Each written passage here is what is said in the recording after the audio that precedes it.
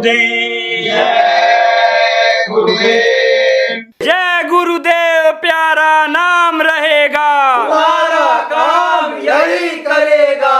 हाथ जोड़ कर विनय हमारी, हो जाओ सब शाकाहारी।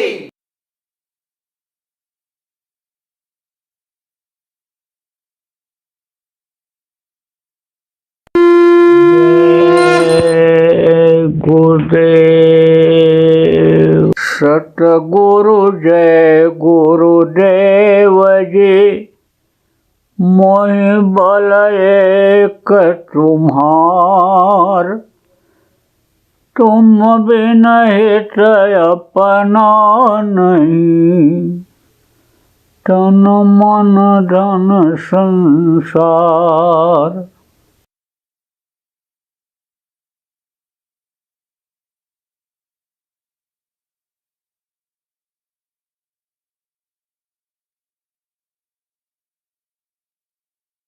मन का यह स्वभाव है चलते रहना, रुकना नहीं, एक जगह नहीं रुकता है। और अगर इसी तरह की आदत बना लिया, इसी तरह का फैलाव कर लिया, तो फिर तो मन भगता ही रहेगा। किस चीज़ के लिए, जिस चीज़ की इच्छा करोगे उस चीज़ के लिए मन भगता रहेगा। तो वो जो मन नाही 10-20, यानी आप ये समझो कि मन तो एक ही है, 10-20 तो मन है नहीं कि एक मन इधर लगा दो, एक उधर लगा दो, एक उधर लगा दो। मन तो एक ही है। तो मन अगर नाशवान चीज़ों में लग गया, यानी जो चीज़ आपके काम आने वाली नहीं है, जो मिट जाने वाली चीज़ है, मन अगर उधर लग गया, तो आप ये समझो अविनाशी को आप कैसे पा सकते हो। जो अजर हैं, अमर हैं, प्रभु हैं, हमारे पिता हैं, उनको आप कैसे पा सकते हो। तो एक साथ दो काम नहीं हो सकता है। आप ये समझो कोई हंसे भी और गाल भी फुलावे, तो ये दोनों काम एक साथ कैसे हो सकता है। इसलिए मन को अब धीरे धीरे समेटना है, गृहस्थी की तरफ से मन को समेटना है।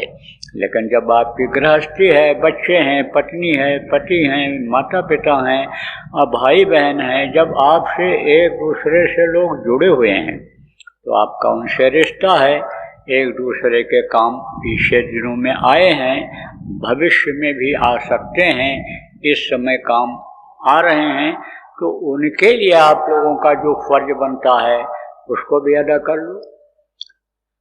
तो जब आवाज़ लगाए तो चले आए, और जैसे आवाज़ लग जाए तैसे फिर जहाँ से, जिस वतन से, जिस गांव से, जिस जिला से आए हो वहाँ पर चले जाया करो, ताकि मौका रहे।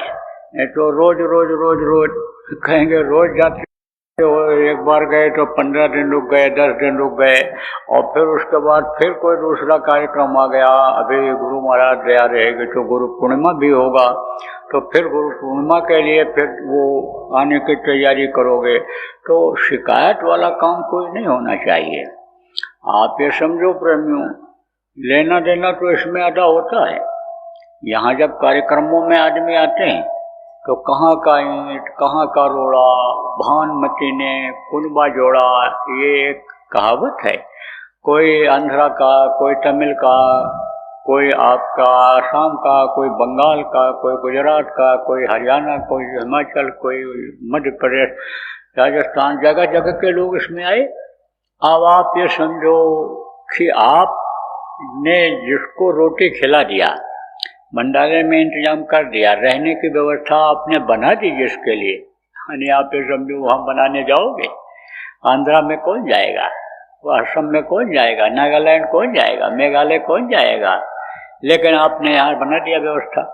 तो ये जो लेना देना होता है ये इसमें अदा हो जाता है। लेकिन इस लेना देना के साथ साथ गृहस्थी का भी लेना देना वो भी अदा करना जरूरी है। तो देखो प्रेमियों, जब भाव अच्छे रहते हैं, भक्ति रहती है, गुरु के चरणों में, शरण में लगे रहते हैं, गुरु के आदेश के पालन में जब चलते रहते हैं, तो इस लेना देना को वो आसानी से अदा करा देते हैं। और नहीं तो देखो इसी गृहस्थ आश्रम में मारपीट हो रही है, इसी गृहस्थ आश्रम में लोग जहर खा रहे हैं, औरतें जल रही हैं, फांसी लगा रही हैं, घर से लोग भग रहे हैं, यही गृहस्थ आश्रम कि जो आपने कहा सोचा कि सुख मिलेगा, सुख के लिए यानी जो गृहस्थी आपने बसाई अब वही दुखदाई हो रही है, वही तकलीफ दे रही है। तो आप ये समझो कि लेना देना ये जो है कर्जा कर्मों का, ये भी जरूरी होता है। एक महात्मा जी थे तो उनके पास जाया करते थे। महात्माओं के पास जाने से नुकसान नहीं होता है, कहा न साधते हुए न कार्य जानी। संत महात्माओं के पास जाने से यानी नुकसान नहीं होता है, फायदा ही होता है। कुछ न कुछ सीख मिलती है, कुछ न कुछ अनुभव होता है, कुछ न कुछ दया दुआ भविष्य बनाने में मिलती है। तो आप ये समझो जाना ही चाहिए। जाते थे ऐसे भी लोग शिक्षा लेने के लिए पहले जाते थे। 15वें दिन महीने में एक बार जहाँ एक जगह पर आश्रम पर महात्मा लोग रहते थे उनके पास लोग जाते थे, नियम बना रखा था। तो कुछ ऐसे भी लगातार जाते थे, सीख करके आते थे। जब ये जानकारी हो जाती थी कि भाई तकलीफें क्यों आती हैं, तकलीफ आवे ही नहीं ऐसा उपाय करो, तो तकलीफ नहीं आती थी। जो नहीं जाते थे यानी वो तकलीफ में जब आ जाते थे तब जाते थे।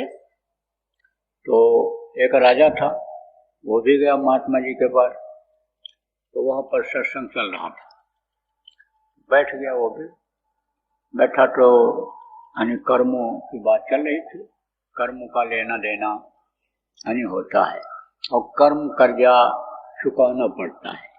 कर्मों के चक्कर से कोई बचा नहीं। बात सही है। धृतराष्ट्र ने कृष्ण से पूछा था कि ये बताओ कि मैं अंधा क्यों हो गया। तब उन्होंने कहा तुम्हारे कर्म खराब थे। बोले इस जन्म में तो मैंने कोई ऐसा बुरा कर्म किया नहीं। बोले पिछले जन्म में। उन्होंने कहा 106 जन्मों का तो मुझे याद है। बोले और पीछे देखो। जब देखा उन्होंने तब उनके समझ में आया जो 106 जन्मों के पीछे कर्म बना था उसकी सजा उनको भोगनी पड़ी, अंधा होना पड़ा था। तो कर्म मिटे नहीं, कर्म लेख मिटे नहीं, कहते करो उपाय। तो अब आप जैसे कहा भव बंधन छूटे नहीं, कहते करो उपाय। और सदगुरु मिले तो उबरे, नहीं तो भटका खाए। सदगुरु जब मिलते हैं तो फिर ये भटका से छुटकारा दिला देते हैं, कर्मों को कटवा देते हैं। तो यही सब बात बता रहे थे। तो राजा के ये समझ में नहीं आया कि सन्मुख हो जो मुझे वही जन्म कोट अविनाश है। तब वही कहा है उन्होंने कि हमारे सामने अगर कोई पड़ जाए तो उसके जन्म जन्मांतर के पाप नष्ट हो जाते हैं। तो संतों के अंदर तो उस मालिक की पावर होती है, तो इनके सामने पड़ते ही यानी क्यों नहीं कर्म नष्ट हुआ। तो जब खत्म हो गया सत्संग तब उसके मन में यह शंका तो बनी गई थी कि पूछा जाए, इसका समाधान किया जाए। समाधान करना चाहिए। शंका कहीं भी हो, देखो बच्चियों, शंका कहीं भी हो, पुरुष को हो, स्त्री को हो, किसी को भी हो, तो उसका समाधान तुरंत करना चाहिए। नहीं तो वो शंका अंदर अगर गांठ बन गई तो शंका पे शंका होती जाती है, शंका की शाखाएं निकलती चली जाती हैं। तनिक तनिक बात पर शंका आदमी हो चाहे औरत हो करने लगता है। जैसे बता दें, कोई औरत अगर किसी दूसरे आदमी से बात कर रही है, उसके पति ने इसे चुपके से देख लिया तो बोलेगा कुछ नहीं, क्योंकि बहुत प्रेम है आपस में और सेवा भी खूब करती है। लेकिन अंदर अंदर गुस्से में रहेगा। जब भोजन बना के लाएगा तब बोलेगा नमक भर दिया दाल में है, सब्जी में मिर्ची भर के ये पेट को जला देगी, सफाई नहीं किया, धुलाई नहीं किया, ये नहीं किया, वो नहीं किया। अब औरत ने भी अगर कुछ कह दिया, बर्दाश्त नहीं हुआ, तो फिर तो पनीर समझो कि श्लोक पढ़ना शुरू कर देगा। कौन सा श्लोक? वो गाली गलौज वाला श्लोक पढ़ेगा अपनी अपनी भाषा में। आप ये समझो अंग्रेजी बोलने वाला जो अंग्रेजी में गाली देगा, हिंदी वाला होगा हिंदी में देगा, मराठी वाला होगा मराठी में देगा, जिस जो भाषा जानता होगा। और उसके बाद में भाषा ये खत्म हो जाएगी, वाक युद्ध खत्म हो जाएगा और फिर मल युद्ध चालू होगा। घोषे में घोषा, थप्पड़, जूता लात ये चल जाएगा। अब आप ये समझो शंका ही तो हुई। अरे पूछा नहीं जा सकता था कौन था, क्या था, क्या तेरा रिश्ता है, इससे क्या बात हो रही थी, ये पूछ नहीं सकता था। पूछ लेना चाहिए। शंका मत करो बच्चियों के ऊपर। और बच्चियों तुम भी शंका मत करो। क्यों? शंका का समाधान भी है, समाधान कर लिया करो। मान लो कोई पुरुष किसी औरत से बात कर रहा है और औरत ने ऐसे धीरे से देख लिया इसको, तो अंदर अंदर गुबार भरेगी, बोलेगी कुछ नहीं, लेकिन 2-4 बर्तन दिन भर में पटक के पिचका डालेगी। गुस्से में लड़के का ही कान नोट डालेगी, ऐसे देगी, बाल पकड़ के खींच देगी, अपना ही बाल नोट डालेगी। किसमें? गुस्से में। शंका हो गई तो शंका टेंशन पैदा करता है और शंका की बड़ी लंबी पूंछ होती है। शंका बढ़ती है तो बढ़ती ही जाती है। हर बात में शंका बढ़ती ही है, कम नहीं होती है। कितनी भी फिर बाद में कोई सफाई दे, लेकिन फिर तो वो वर्णन होने ही लगता है। तुमने ऐसा किया, वो कहेगी ऐसा किया तुमने, ऐसा हुआ वैसा हुआ। अब कितनी सफाई कौन देगा भैया? बस तलाक की नौबत आ जाती है, लड़ाई कोर्ट कचहरी की शुरू हो जाती है। किससे? शंका से। तो शंका का समाधान कर लेना चाहिए, पूछ लेना चाहिए, प्रेम से बात कर लेना चाहिए। उस समय अगर कोई गुस्सा भी करे किसी बात पर, तो बाद में धीरे से पूछ लो कि भाई बात क्या थी, असलियत थी तब तो तूने गुस्सा किया, चिढ़ किया, क्या थी, कितना % असलियत थी, पता कर लो। अब यह भी देखना चाहिए कि भाई कारण क्या है, क्या बात है बात करने का, जरूरत क्या है एक दूसरे से बात करने की, क्यों इस तरह से इनसे लगाव प्रेम बढ़ रहा है, उस चीज का भी ध्यान रखना चाहिए गृहस्थी में। और विशेष रूप से इस समय पर तो राजा को समझो कि शंका हो गई। तो राजा ने महात्मा जी से कहा महाराज, ये जो लेना देना और ये कर्मों का जो आपने बताया, ये कुछ हमारे समझ में नहीं आया। कुछ नहीं बोले, ऐसे हाथ करके चले गए। दूसरे दिन फिर जब सत्संग हुआ तो फिर वही प्रकरण चल रहा था, क्योंकि जब कई दिनों का सत्संग होता है तो कोई भी, जैसे मनुष्य शरीर है, जैसा नाम है, जैसे आपका मन की गति है, तो यही चलता रहता था। तो ऐसे ही फिर वही प्रकरण चल रहा था, क्योंकि जो लगातार आश्रमों पर 10 दिन 15 दिन रह लेते थे, उनके एक तो सब शंका निकल जाती थी और बहुत कुछ उनको सीख मिल जाती थी। तो इसलिए बराबर कुछ न कुछ सुनाया करते थे। उस समय लोगों के पास समय भी था और लोगों के भाव भी अच्छे रहते थे। यहाँ तो इस समय आप सुनते हो, एक कान से सुनते हो, दूसरे से निकाल देते हो, आपके अंदर समझने की, जानने की इच्छा नहीं जगती है। उस समय लोग इच्छा पैदा करते थे। जैसे इस समय बिजनेस व्यापार के बारे में आप सोचते हो कि हमारे पास किस तरह से धन आ जाए, बिजनेस चल जाए, उसकी जानकारी के लिए लोगों से मिलते जुलते हो, सीखते हो। नौकरी में तरक्की हो जाए तो कैसे हम सीख करके कैसे काम को हम आगे बढ़ा दें कि हमारी तरक्की हो जाए, जैसी लगन इस समय इन कामों में है, पहले लोगों में नहीं थी। पहले तो लोगों को मालिक पर विश्वास था, इच्छी वो देता है, वो खिलाता है। प्रारब्ध की चीज जरूर मिलती है, प्रारब्ध से बाहर की चीज कोई मिलती नहीं है। दुनिया का कोई आदमी जो भाग्य में है, प्रारब्ध में है, उससे ज़्यादा दे नहीं सकता है। और दे सकता है तो वो जो वक्त का महापुरुष है, वो प्रभु है, ये जो देवी देवता कहलाते हैं, वही दे सकते हैं। तो लोगों को ज़्यादा लगाव था, प्रभु पर ज़्यादा भरोसा था, और प्रभु का रास्ता बताने वाले, प्रभु की पहचान कराने वाले, प्रभु के बारे में बताने वाले पर लोग ज़्यादा विश्वास करते थे। तो जाते थे और सुनते थे, और सुन करके फिर उसको धुनते थे। धुनने का मतलब क्या है? सोचते, मनन करते थे उसके बारे में। मतलब ये है कि एक एनालिसिस जिसको इंग्लिश में कहते हैं, वो करते थे।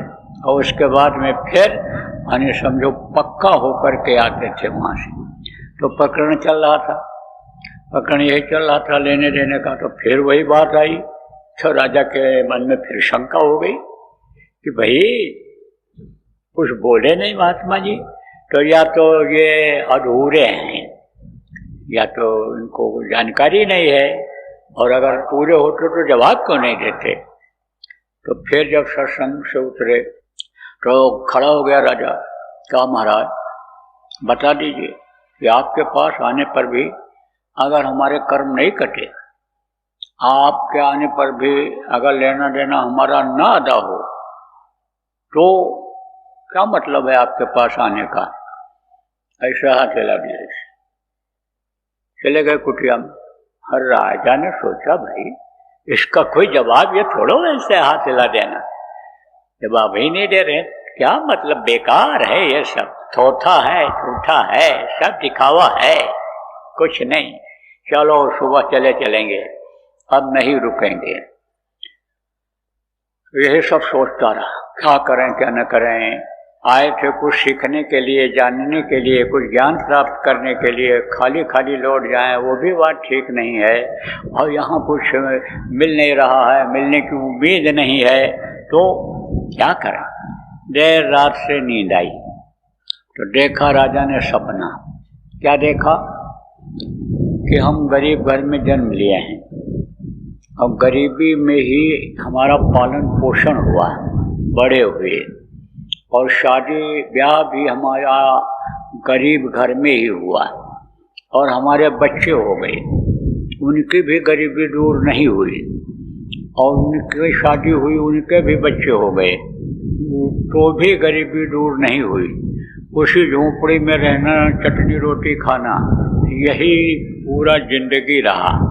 और 100 साल की हमारी जब उम्र हुई तो राजा ने देखा कि मैं मर गया। तो जब मर गया देखा तो आँख खुल गई। सोचने लगा कि ऐसा सपना तो मैंने कभी देखा ही नहीं, यहाँ आश्रम पर ऐसा सपना देखा। हमको तो 2-4 राज रियासत मिल जाना चाहिए सपने में, हमारा तो पुत्र परिवार बढ़ जाना चाहिए, खुशी वाला सपना यहाँ होना चाहिए, और ये दुख वाला सपना कैसे आ गया हमारे सामने। यही सोच ही रहा था, तब तक सवेरा हो गया। उठा, अपना दैनिक क्रिया किया, नहाया धोया, फिर जो है वो दर्शन करने के लिए जैसे लोग जा रहे थे महात्मा जी का कुटिया की तरफ, वो भी चला गया। फिर यानी समझो फिर सवाल किया, कहा महाराज लेना देना और ये कर्मों का चक्कर और ये सब जो है यानी हमारे समझ में तो आया नहीं, और मैंने आपसे निवेदन किया, प्रार्थना किया, हमको कोई जवाब नहीं मिला। तो महाराज ये सपना जो मैंने आज देखा इसी का जवाब दे दीजिए, ये जो हमने देखा बता दिया सब। तो महात्मा जी फिर ऐसे हाथ करके उठ करके चले गए। अब और रिएक्शन में आ गया। रिएक्शन किसको कहते हैं? प्रतिशोध। नाराज हुआ, मोटी बात आप ये समझो, नाराज हो गया, कहा अब नहीं रुकना है। ऐसे महात्मा बहुत हैं, एक दो हैं, बहुत हैं इससे। तो तैयार हो ही रहा था, तब तक गुरुजी ने कहा कि चलो घूमने चलना है। तो उनके पास घोड़े थे, घूमने के लिए जब जाते थे घोड़े पर बैठ करके, पहले मोटर कारें तो थी नहीं, जानवरों की सवारी लोग करते थे, घोड़े पर बैठकर, हाथी पर बैठकर एक जगह से दूसरी जगह जाते थे। जानवर भी इसीलिए पालते थे कि हम इन पर सामान रख कर लेकर चले जाएंगे, बैठ कर के चले जाएंगे। तो घोड़े थे उनके यहाँ। तो जब महात्मा जाते थे उनके साथ और 2-4 आदमी आश्रम पर जो रहते थे नज़दीक के सेवादार, वो भी चले जाते थे। तो ये हुआ ऐलान की तैयारी करो। घोड़े तैयार हो गए। एक आदमी ने राजा से भी कहा, राजन चलो आप भी घूम जाओ, आप भी तो घोड़ा पर बैठते हो, घोड़े से ही आए हो आप, तो आप भी चलो। बोला ठीक है। तो वो भी चल दिया। आप जब जंगल में पहुंचे, प्रवेश करते ही जंगल में यानी आते ही पहुंचते ही उधर से इनको एक बहुत सुंदर मृगा दिखाई पड़ गया। तो मृग को जब देखा सामने इतना सुंदर, और बस मन उधर दौड़ गया, लालच आई, अरे इसको तो मार देंगे तो इसकी खाल बहुत बढ़िया निकलेगी। अरे मृगा कितना बढ़िया निकला जा रहा है हमारी आंखों के सामने से ही। बस तुरंत शिकार तो करते ही थे, राजा जानते ही थे शिकार करना। तीर को निकाला और धनुष पे चढ़ा लिया और लगाम पकड़ करके उसका किया पीछा। तो वो मृगा इधर से उधर, उधर से उधर, उधर से उधर चला जा रहा है भगा हुआ, और राजा घोड़ा दौड़ाए हुए हैं उसके पीछे। बस घने जंगल में जहाँ पेड़ बहुत नजदीक थे वहां पहुंच करके मृगा गायब हो गया। अब राजा इधर उधर ऐसे घूम करके देखने लगे, कहाँ चला गया, कहाँ चला गया, कहाँ चला गया। निराश हो गए। फिर सोचे भाई अब चलो लौटते हैं। तो जाते समय कोई रास्ता जब देखता है तभी तो लौट पाता है, देखना भी चाहिए।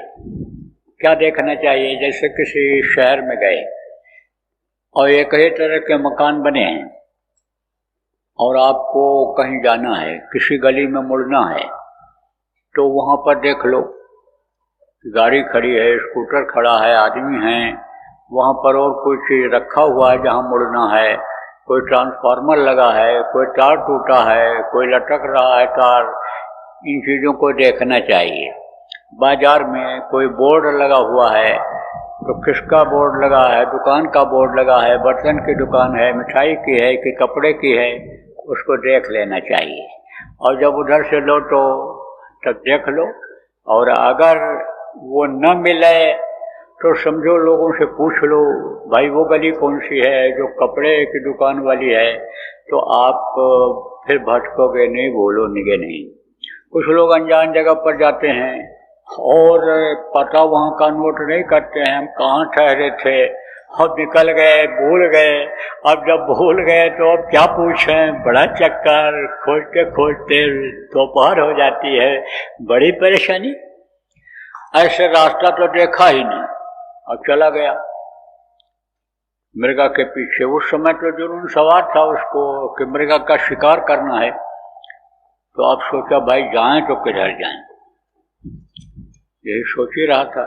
तब तक एक पगडंडी दिखाई पड़ गया रास्ता। पगडंडी किसको कहते हैं? पैर से जिधर से लोग चलते हैं पगडंडी कहलाता है।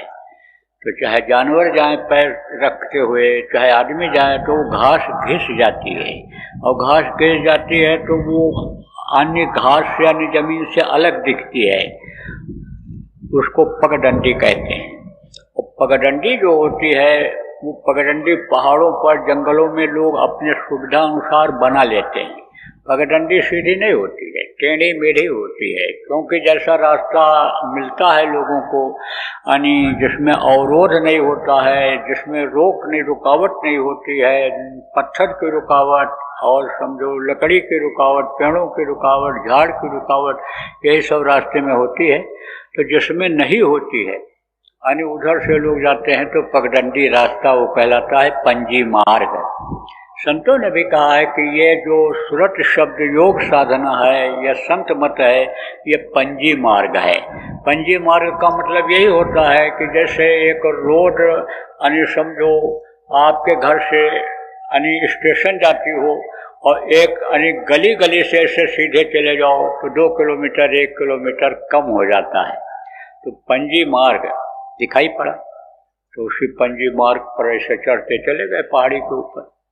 और पहाड़ी के ऊपर जब पहुंचे, राजा को ये विश्वास था कि इधर से जानवर या आदमी आते हैं तो ये रास्ता कहीं तक गया होगा। तो जब पहाड़ी पर पहुंचे तो देखा कि उधर झुग्गी झोपड़ी बनी हुई है, गांव सा दिख रहा है।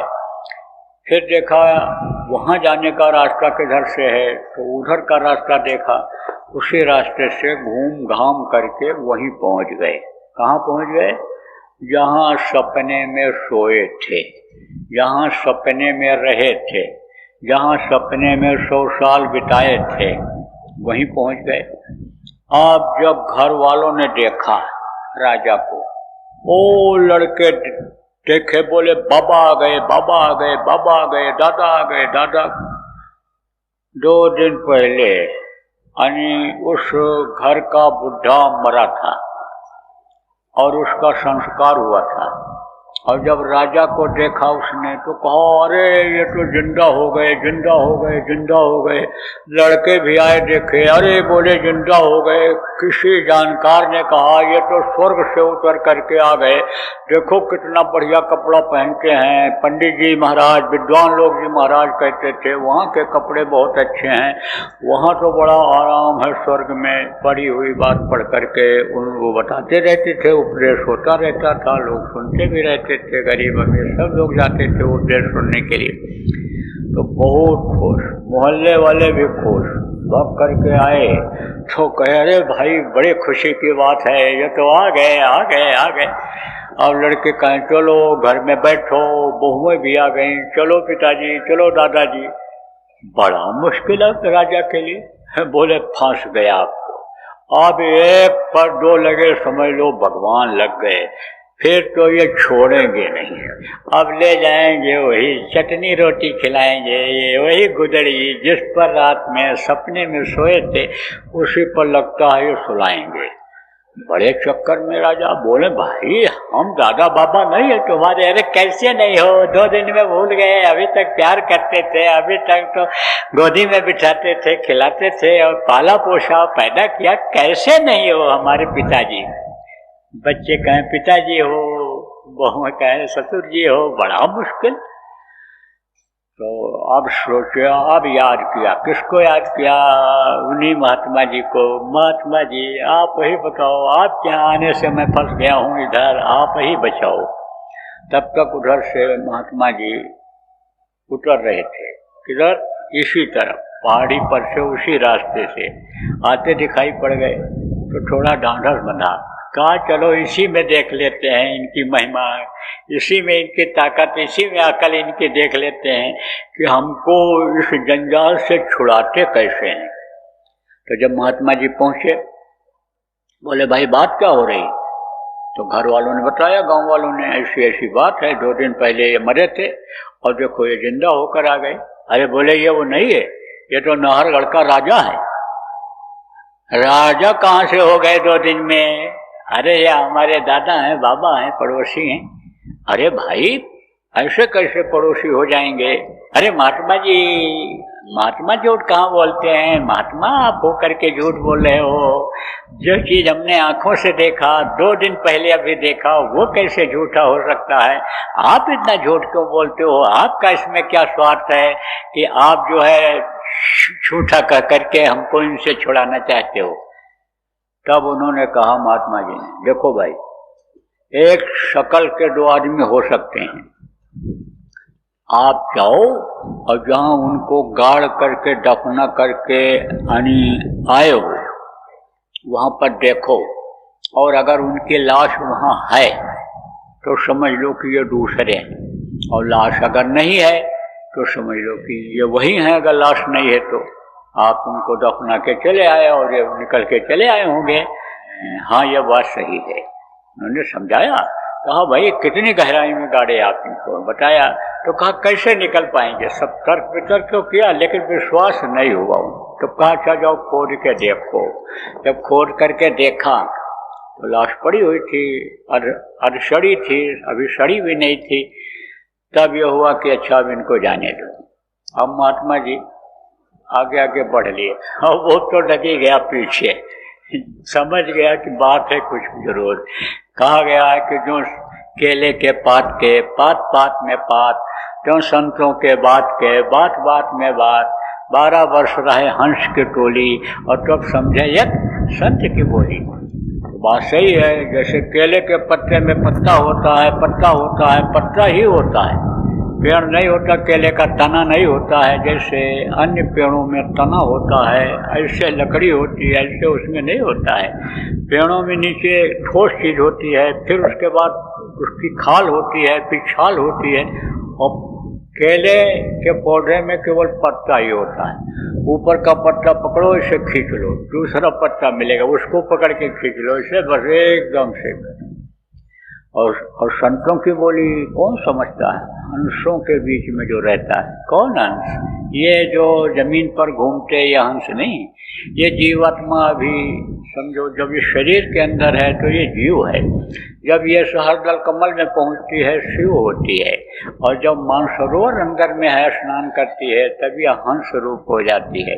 इस पर कोई पर्दा नहीं रह जाता है, इस पर कोई कर्म नहीं रह जाता है, और फिर ये वहाँ जाती है। कहाँ जाती है? यानी समझो सतलोक उससे भी पहले, यानी एक बार और सफाई होती है। जैसे आप देखो बहुत से लोग मंदिरों के बाहर ऐसे पानी ऐसे फैला देते हैं, नाली जैसा बना देते हैं कि अगर जूता उतारा कोई मेन गेट पर, अगर कोई वहाँ मोजा उतारा और पसीने से बदबू है, पसीने से गंदगी अंदर में पैदा हो गई है तलवे में, तो वो भी धुल जाए। तो कहने का मतलब यह है कि पूरी धुलाई सफाई होती है जब, तब यह जीवात्मा वहाँ पहुँच पाती है। वहाँ कोई शरीर वाला जा ही नहीं सकता है, स्थूल शरीर वाला हो, चाहे लिंग शरीर वाला हो, चाहे सूक्ष्म शरीर वाला हो, चाहे कारण शरीर वाला हो, वहाँ तो पहुँच ही नहीं सकता है। तो हंस उसको कहते हैं कि जिससे यानी संबंध शब्द से हो जाता है। और मानसरोवर में अगर वहाँ रह भी जाए कुछ दिन तो पूरी उम्मीद हो जाती है कि यह अब वहाँ पहुँच जाएगी, नीचे नहीं उतरेगी। तो हंस उसको कहते हैं। तो कहा गया उनके बीच में रहे जब 12 वर्ष, तब सत्य की एक गोली समझ में आ सकती है।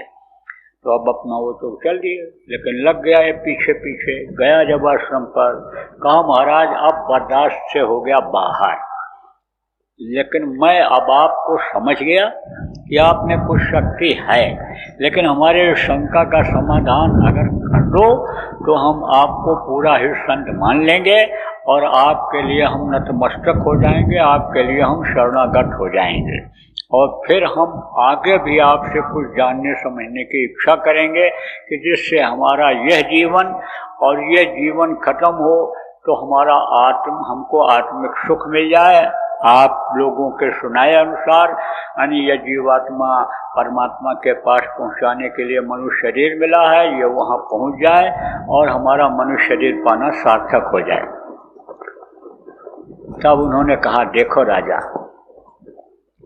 जिस घर को और जिस परिवार को तुमने सपने में देखा था और अभी अपनी आंखों से देख करके यहाँ पर आए हो, उसी परिवार में तुमको जन्म लेना था, और जो परिवार के लोग थे उनका सारा कर्जा आपको 1 जन्म 2 जन्म 10 जन्म लगे 100 जन्म लगे उसमें अदा करना था।